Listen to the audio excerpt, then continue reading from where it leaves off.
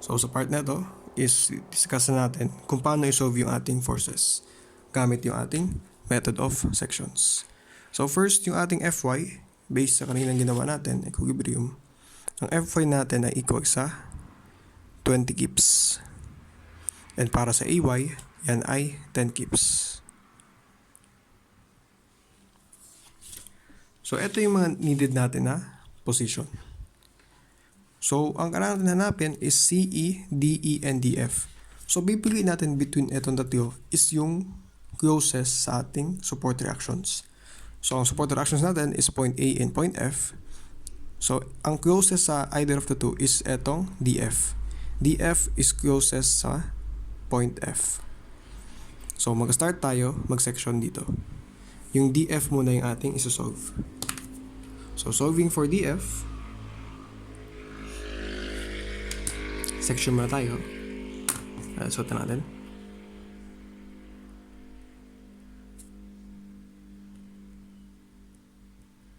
So, section tayo.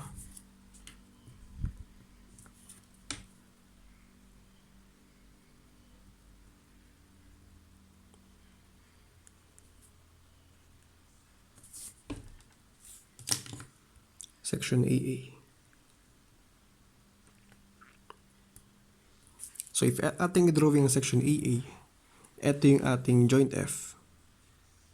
Then, meron tayong DF.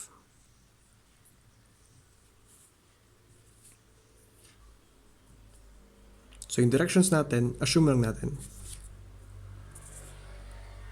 Then, meron tayong Fy.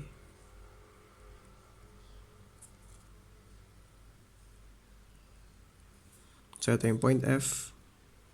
Tapos, di ba, ito yung point D. So, ito is DF. Force DF.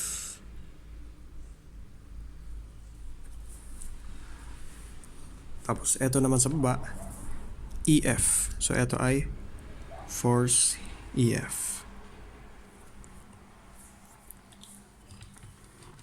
So, ang Fy natin, yan ay, ang tawag dito, 20 kips. So, kapag ang ating sinusolve ay concurrent forces, sabi natin, meron lamang tayong two options. Either summation of x or summation of y. So, ang strategic na gawin dito para mahanap agad ang force df is gagamit tayo ng summation of y. So, bakit summation of y ang ating gagamitin? Kasi, ang given sa atin is force na acting. Sa ating illustration, meron tayong three forces. Etong force acting along dy direction, given na siya, 20 kips. Ngayon, meron tayong two forces na hindi given, FDF or FEF. FEF, di naman natin siya kailangan. FDF, pinapanap yan. Solve for DF. So, para masolve natin siya, piliin na natin yung FDF. Specifically, yung kanyang y component. Since pointing downwards to, ito ay negative FDF negative na y kasi yung y component siya. So, may two options tayo. Pwede tayong gamit ng angle, pwede rin tayo gamit ng slope. So, siguro gamitin natin yung slope. So, para mahanap natin ang y component ng FDF, ito yung ating gagawin. Yung ating slope netong DF is 3/5. Slope ng y ay 3/5. Tapos times natin yung FDF. Yung ating hypotenuse. So, isolate natin. Transpose sa kabila. 3/5 FDF is equal to 20 kips. So, isolate natin yung FDF. Siya ay 20 divided by 3/5 kips, which is equal sa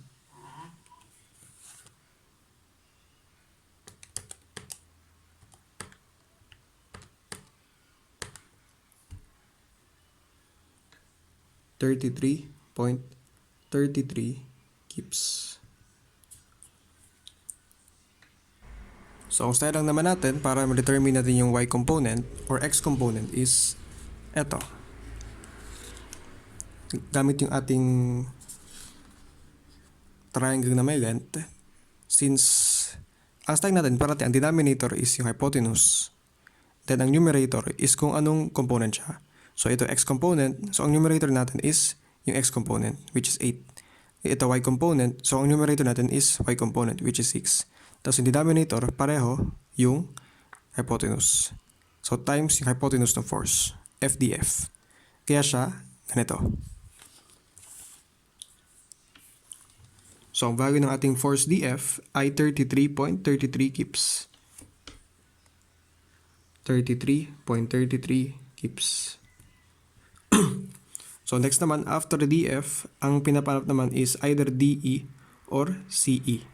So kung makita natin, etong DF connected siya sa DE. So dito tayo mag-start sa joint na to. So piliin natin is joint D.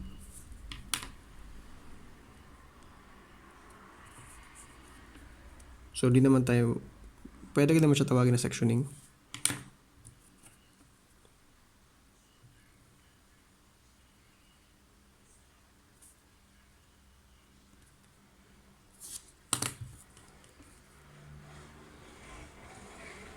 So solving for DE, section BB. So drawing natin, ito yung D natin. Tapos, ito yung DE. So, assume lang natin yung direction. Pwedeng downwards. Tapos dito, assume lang natin yung direction. So, ito yung joint D. Joint F. Joint B.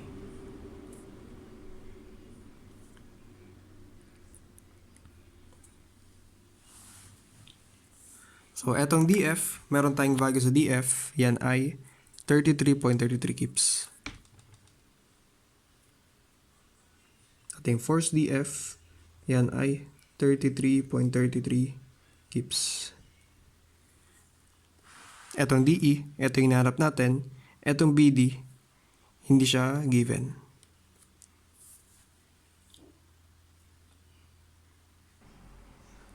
So, eto. Pinapanap is DE. Yung DE natin is acting along the y direction. So, gagawin natin, summation of forces, y.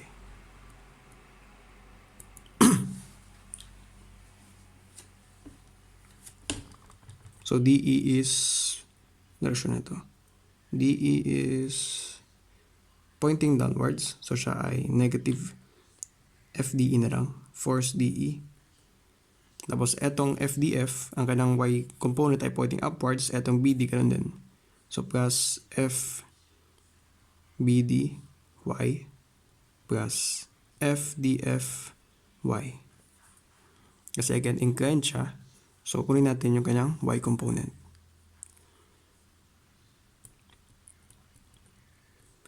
So, ating question, paano natin makuha yung y component na itong dalawa? So, kung ating mapapansin, etong BD and DF, same ang dimensions na kanilang triangle. Ang height nito is 6 feet, ang haba nito is 8 feet. Kumbaga, same lang naman siya na triangle, sadyang inverted lang. So, same ang dimension niya, same ang kanyang slope.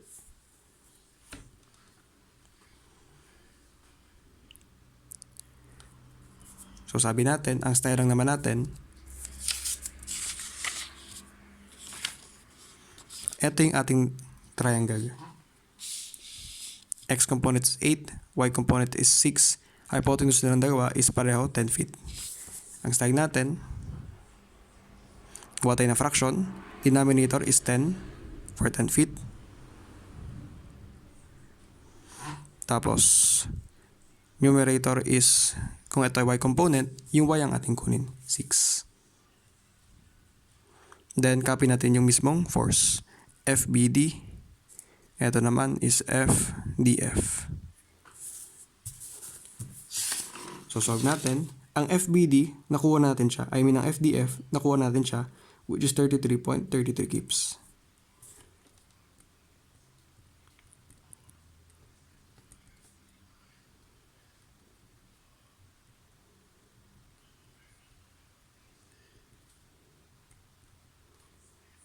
FDF is 33.33 kips. Kaso, okay, nag-substitute na tayo pero meron pa tayong 2 missing variable. So, huwag tayong mataranta. Take note natin, kapag concurrent force system, ang number of equations natin is dalawa. Pwedeng summation of forces y and summation of forces x. Yan yung possible na equations natin. Additionally, meron tayong 3 forces, FDF, FDE, and FBD.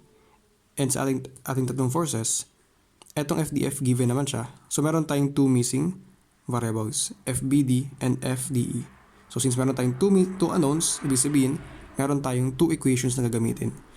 Yung unang ginamit natin is summation of forces y. So, ibig sabihin, pwede pa tayo gumamit ng summation of forces acting along the x direction. So, etong 3 forces, ang meron gamang na x na force is etong FBD and FDF. Kasi yung FDE acting along the y direction, so ibig sabihin wala siyang x component. And eto, since inclined siya, kapag inclined ng forces natin, both sila meron x and y component.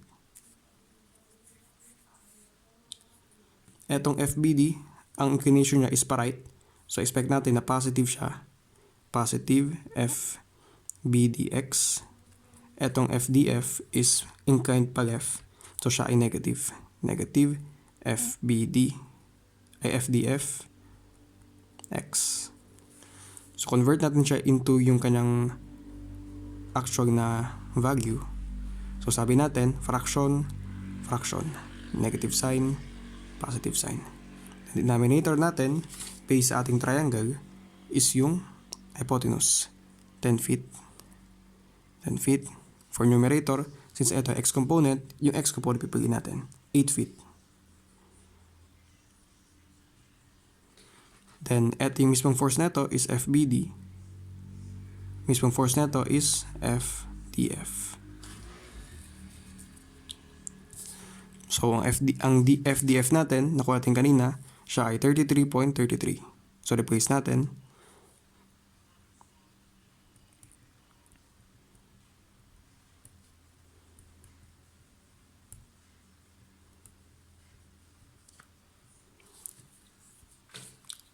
So, gagawin natin is isolate natin yung FBD, transpose to. So, magiging siyang 8/10, 33.33 is equal to 8/10 FBD. So, isolate FBD, divide both sides by 8/10.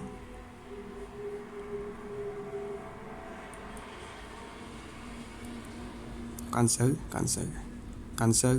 Ibig sabihin ng ating FBD is also 33.33 kips.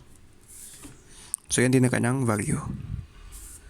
So, ngayon, etong FBD dito, replace natin by 33.33.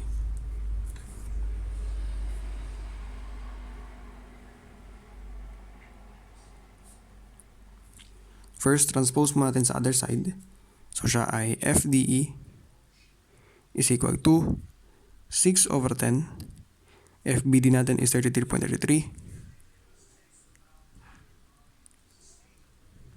plus 6/10, 33.33.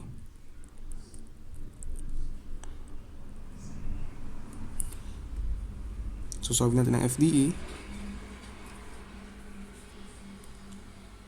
6/10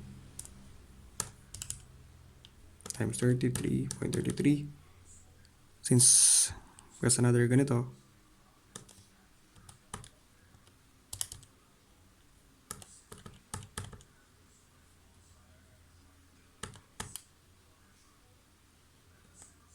so makuha natin is approximately 39.996, which is the same as 40 kips.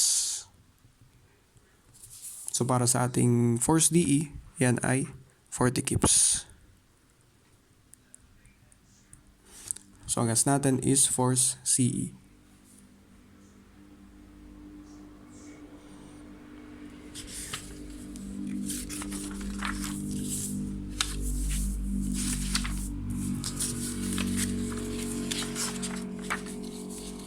So ang CE natin is andito. So take note na etong DE, nakuha na natin ang value. So wait lang, drawing natin ang joint E.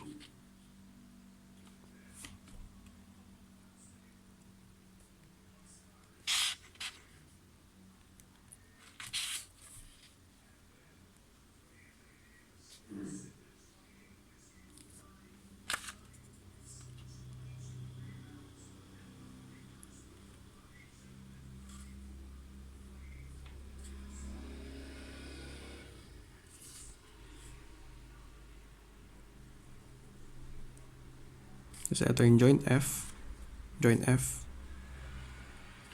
Kasi ito yung joint B. Tapos ito yung joint C.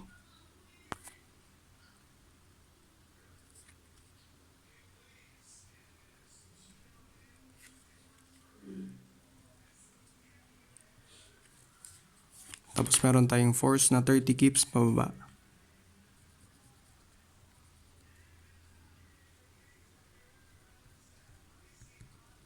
Tapos take note, etong force DE natin, meron siyang value na 40 kips.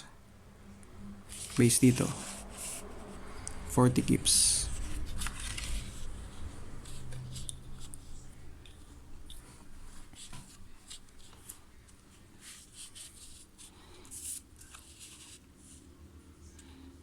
So kung tutusin, napakarami nating unknowns dito. Ay di man, saktong tatlo pala. Meron tayong 1, 2, 3, 4, 5. 5 forces. Ito given naman to. Ito given naman to. EF, hindi. BE, hindi. CE, hindi. 3 unknowns tayo. Pero actually, etong EF, hindi ko na siya discuss doon. Next video na lang yan. Or ibang explanation. Basta, kung ating mapapansin,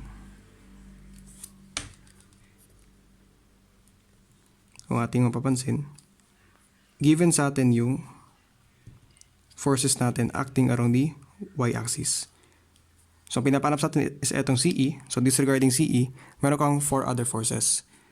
Dalawang acting around the y direction and dalawang acting around the x direction. Etong forces acting around the y direction, pareho, meron siyang value. For FDE, yan ay positive 40. Para sa baba natin, meron tayong 30 kips, pointing downwards, so negative 30. Etong EF and BE acting around the x direction, so hindi siya kasama dito. So next naman is, ang kailangan natin is yung y component nung force CE. Since yung CE is pointing downwards, so ito ay negative force CE y.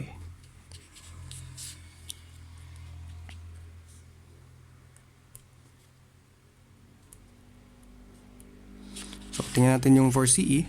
CE. Ang kanang x ay 8, y is 6. So, definitely, itong hypotenuse niya is also 10 feet. Same sa ibang triangle natin.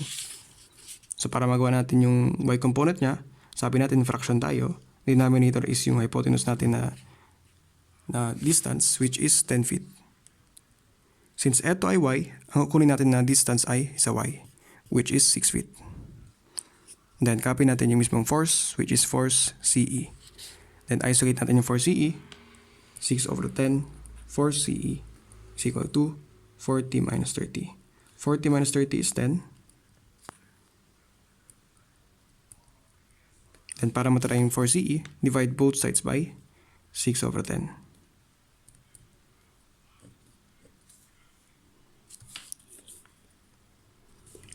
So, 10 divided by 6 over 10. So, yan ay 16.67. So, FCE is equal to 16.67 kips. So, sugat natin. Ito ay 16.67 kips. So, kompleto na yung ating forces.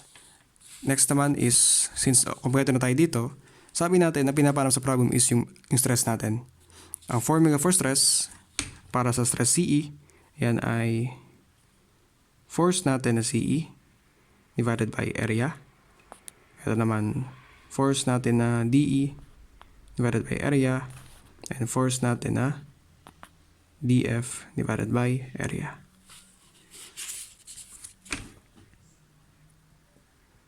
So ang ating force sa CE, yan ay 16.67 kips.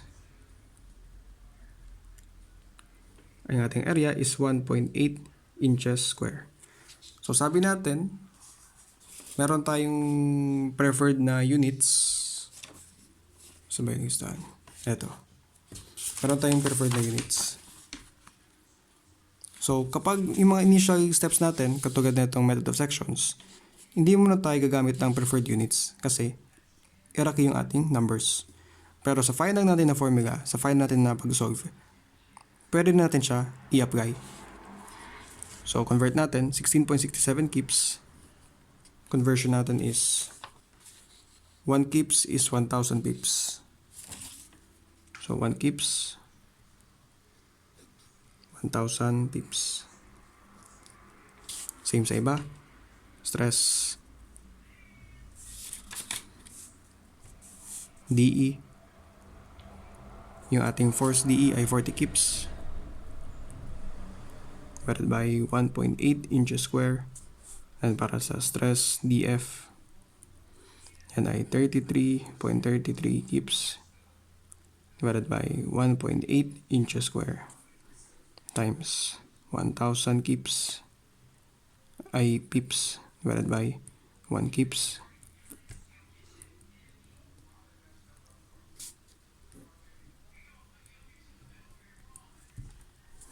So cancel to.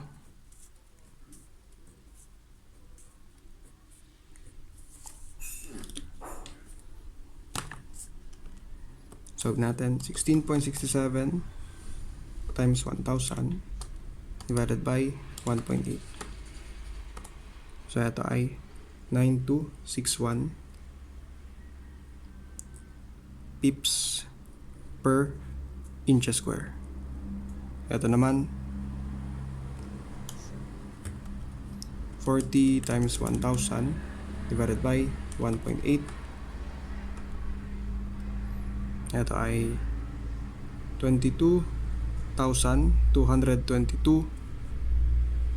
pips per square inches. Ito naman 33.33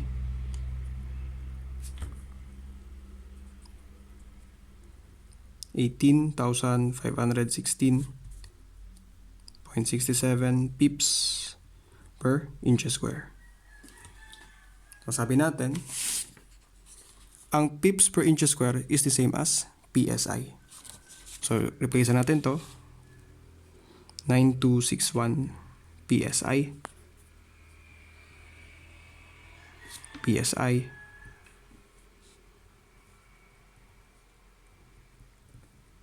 PSI. So ito na yung ating final answer.